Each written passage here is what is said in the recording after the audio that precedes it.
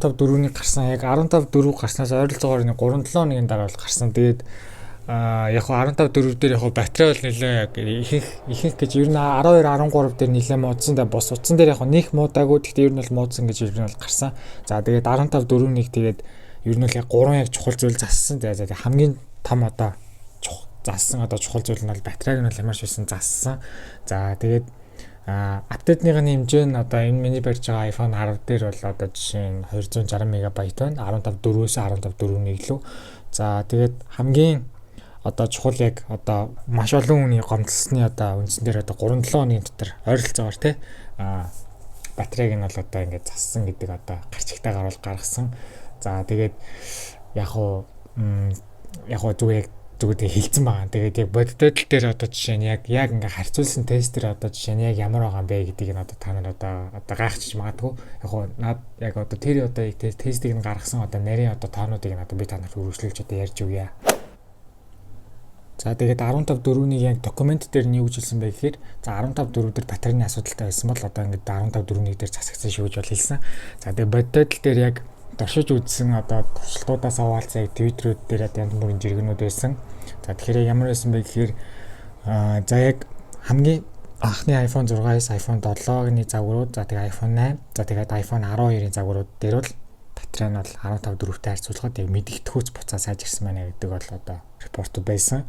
За яг анхны яг AC 1 2 за тэгээд iPhone 10, 11, 13 дээр бол 13 загварууд дээр бол яг мэдэгдэхүйц яг батарей сайжирсан юм бол анзаарахдаггүй байсан гэсэн яг твиттерүүд дээр одоо тийм одоо репортууд байсан. За тэгээд хэдий ингээд яг зүгээр болсон гэдэг одоо документтэйгээр гарсан ч гэсэн одоо ингээд бүх утсан дээр яг адилхан биш байна. Тэгээд энэ жоохон одоо муухай байна. Тэгээд хамгийн анх бол яг iOS 11 гарч байхад бол тухайн үед яг бүх iPhone-ыг бол ер нь бол одоо батарейгаар нь бол одоо самарсан одоо аимшигтай байсан.